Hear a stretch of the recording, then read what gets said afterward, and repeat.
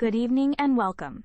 Tonight we delve into a question that sits at the heart of our modern economy and society. Does technological innovation, the very engine of change, ultimately create more jobs than it destroys? It's a complex issue with significant implications for workers, industries, and governments worldwide, especially given the rapid advancements we are witnessing. Joining us to debate this are two distinguished experts. Mr. Kenji Tanaka, who argues that technology is fundamentally a positive force for employment, driving growth and creating new opportunities, and Ms. Sarah Chen, who contends that the current wave of technological displacement poses a significant threat, potentially leading to fewer jobs or a decline in job quality. We will begin with opening statements, followed by rebuttals, a facilitated discussion, and finally, closing remarks. Mr. Tanaka, please begin with your opening statement. Thank you, Dr. Reed. The narrative that technology primarily destroys jobs is, I believe, fundamentally flawed and overlooks the broad sweep of economic history. Technology is not an enemy of employment. Rather, it is the primary engine of progress and economic expansion, which historically has always led to more jobs, not fewer, although the types of jobs certainly change.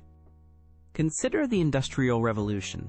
Yes, weavers and artisans faced displacement, a difficult transition undoubtedly, but ultimately, factories created mass employment, production soared, and living standards began a long ascent. Similarly, the computer revolution automated countless clerical tasks, yet it simultaneously gave birth to the entire IT industry, software development, digital marketing, and countless other roles that were unimaginable just decades before. This pattern repeats because technology creates jobs through several key mechanisms. Firstly, there are the direct jobs: designing, manufacturing, programming, installing, and maintaining these new technologies. Think of the engineers, technicians, and factory workers involved in producing robots or developing AI algorithms. Secondly, indirect jobs emerge throughout the supply chain and in supporting services: logistics, components manufacturing, consulting, training related to the new tech. Crucially, technology increases productivity. This lowers production costs, making goods and services more affordable. Increased affordability boosts demand, which in turn drives economic growth and necessitates more hiring across various sectors, not just tech. Furthermore, and perhaps most significantly, technology creates entirely new industries and job functions. Who foresaw roles like app developers, data scientists, renewable energy technicians, or social media managers 50 years ago? These fields now employ millions globally. I acknowledge that some jobs become obsolete. This process, sometimes called creative destruction, involves disruption and requires adaptation. It can be challenging for those directly affected. However, the focus should be on facilitating this adaptation through education and retraining, not on resisting the technological advancements that drive overall prosperity. History suggests that human ingenuity finds new ways to employ human skills. Technology transforms the labor market. It doesn't shrink it. It ultimately expands it. Thank you, Mr. Tanaka. Ms. Chen, we now turn to you for your opening statement. Thank you, Dr. Reed. While I appreciate Mr. Tanaka's historical perspective and acknowledge the benefits technology brings, I must argue that the current technological wave, particularly driven by artificial intelligence and advanced automation, presents an unprecedented challenge to the labor market. Comparing today's AI to the introduction of the power loom, or the personal computer, potentially underestimates the scale and scope of the transformation we face. Previous technological shifts primarily automated manual or routine clerical tasks. AI and sophisticated robotics, however, are increasingly capable of performing complex cognitive tasks: analysis, decision-making, pattern recognition, even tasks requiring fine motor skills or customer interaction. This means a much wider range of occupations is vulnerable, including administrative roles, customer service representatives, truck drivers, warehouse workers, paralegals, and even some aspects of journalism or financial analysis. Furthermore, the pace of change appears to be accelerating. Moore's law described the speed of processing power development. We're seeing similar exponential progress in AI capabilities. This rapid advancement potentially outstrips the ability of our educational systems and workforce to adapt effectively. Unlike the slower transitions of the past, which allowed generations to adjust, we might see significant displacement within a much shorter time frame, overwhelming our capacity for retraining and redeployment. Another critical concern is job quality. Mr. Tanaka speaks of new jobs. But what kind? We are already seeing a rise in the, quote, gig economy, platform-based work that often lacks the security, benefits, and stable income of traditional employment.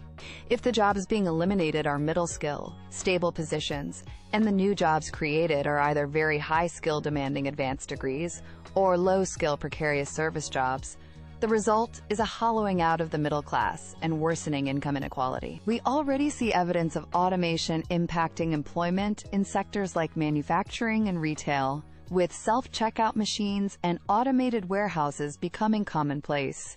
Despite rising productivity in many economies, wage growth for the average worker has often remained stagnant for years.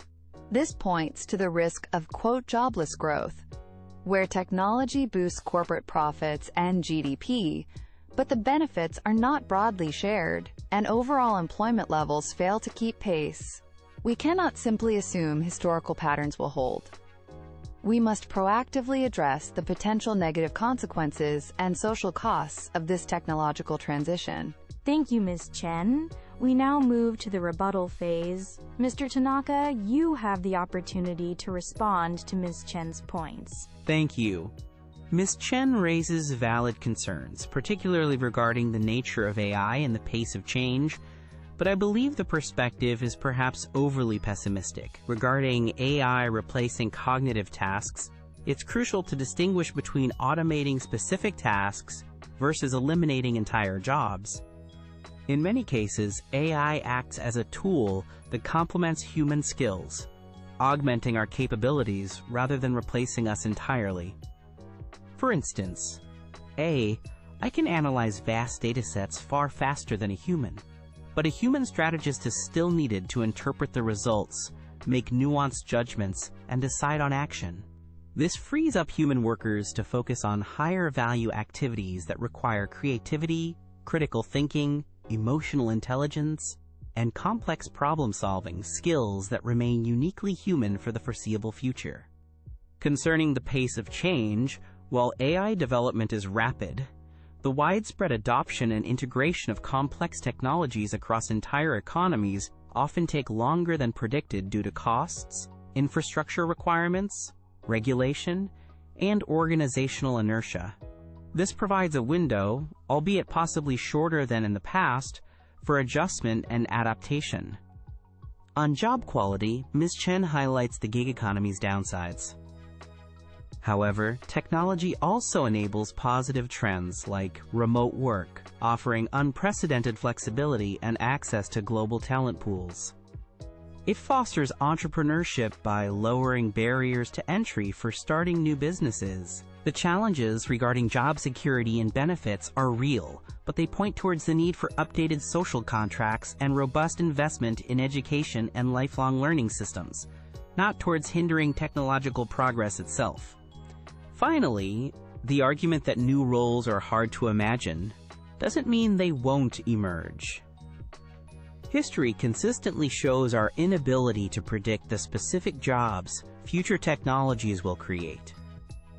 The productivity gains from technology, while needing careful management regarding distribution, ultimately create the wealth that fuels demand and new forms of work. Thank you, Mr. Tanaka. Ms. Chen, your rebuttal. Mr. Tanaka draws a comforting distinction between task automation and job elimination, but I fear it downplays the reality many workers are already facing. When enough core tasks of a job are automated, employers often find they can achieve the same output with significantly fewer people. We see this in call centers implementing advanced chatbots, in warehouses using autonomous mobile robots, and in data entry roles being replaced by optical character recognition and AI. These aren't just task changes, they result in substantial headcount reductions.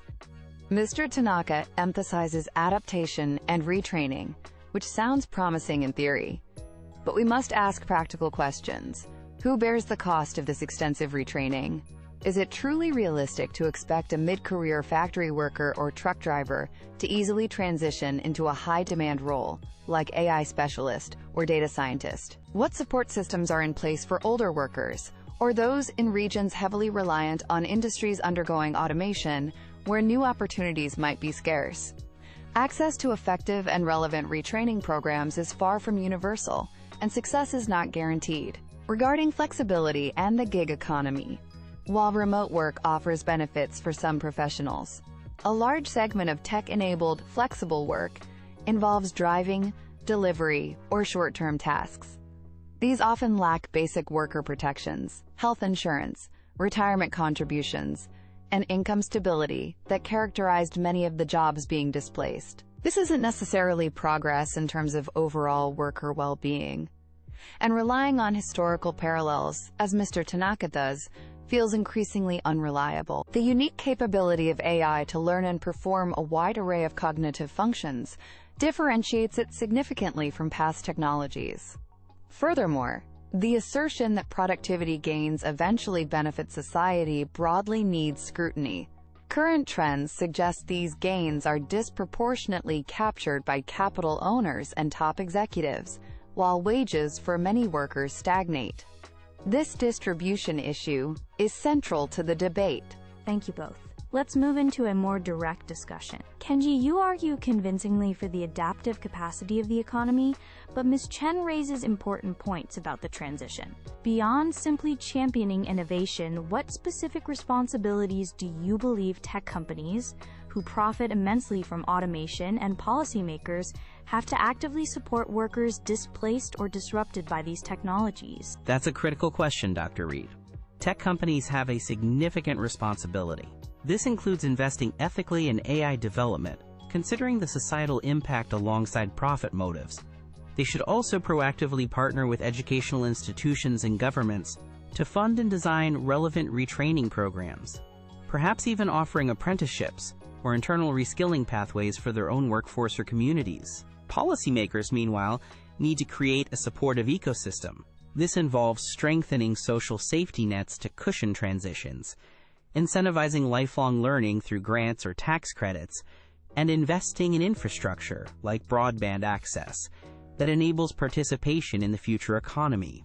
It's about facilitating adaptation, not blocking progress. Thank you, Kenji. Sarah, your arguments highlight the potential negative consequences, particularly for vulnerable workers and inequality. However, is there a danger that focusing too heavily on potential job losses could lead to overly cautious policies? Could this stifle the very innovation that might, as Kenji suggests, create unforeseen industries and solutions to major problems, potentially harming long-term economic competitiveness? That's a valid concern, Dr. Reed, and it highlights the balancing act required. My argument is not for halting innovation. That would indeed be detrimental in the long run. Rather, it's about managing the pace and direction of technological deployment with human well-being at the center. It's about ensuring that the benefits of innovation are shared more broadly, not just concentrated at the top. Policies focused on worker protection, ensuring fair wages, strengthening collective bargaining, and providing robust social support systems are not inherently anti-innovation. They can actually create a more stable and equitable society, which provides a better foundation for sustainable economic growth. Stifling innovation happens when fear leads to protectionism or bans.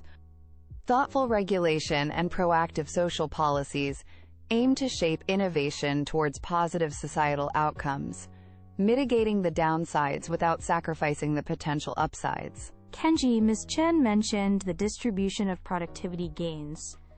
Do you have a brief response to her point that these gains seem increasingly captured by capital rather than labor? Briefly, Dr. Reed, While there are legitimate concerns about distribution in recent decades, this isn't an inherent feature of technology itself, but rather of policy choices, market structures, and bargaining power. Technology increases the overall economic pie. Ensuring fair slices requires appropriate policies around taxation, competition, and worker empowerment. The solution lies in addressing those factors, not in slowing down the engine that makes the pie bigger. Sarah, a quick reaction to Kenji's view that task automation primarily complements human skills? Quickly, Dr. Reed. Complementarity exists, but it's not the whole story. When automation reaches a certain threshold, complementarity shifts to substitution for many roles. We need to be realistic about the potential scale of substitution with increasingly capable AI and ensure our safety nets and transition plans are robust enough to handle it, rather than relying solely on optimistic assumptions about complementarity. Thank you both. We must now move to closing statements. Mr. Tanaka, please summarize your position. Thank you.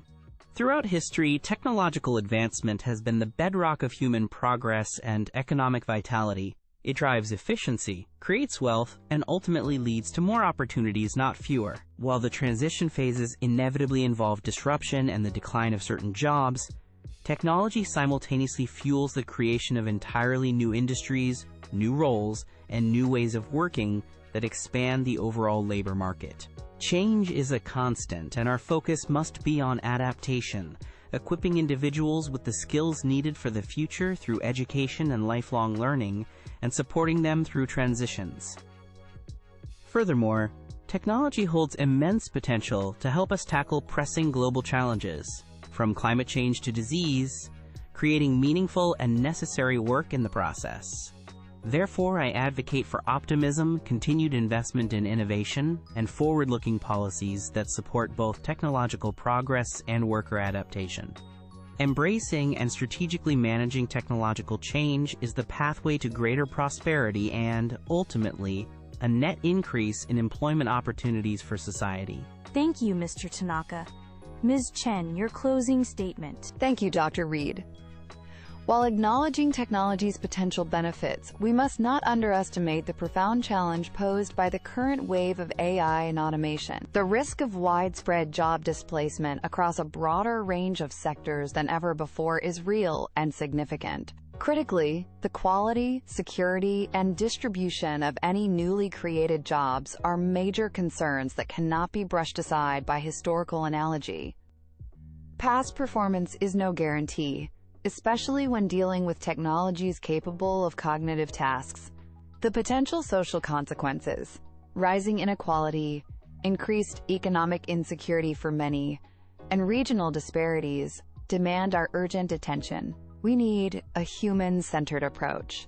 This means prioritizing not just economic growth figures, but the well-being and dignity of workers. Therefore, I advocate for proactive policies, strengthening social safety nets, enhancing worker protections, particularly in non-traditional work arrangements, investing heavily in relevant and accessible retraining programs, and seriously exploring innovative ideas like universal basic income or adjustments to the standard work week to ensure the gains from automation are shared equitably. We must manage technological change thoughtfully and deliberately, ensuring its benefits uplift society as a whole and do not come at an unacceptable human cost. Thank you, Ms. Chen, and thank you, Mr. Tanaka, for a truly stimulating and informative debate on this crucial topic.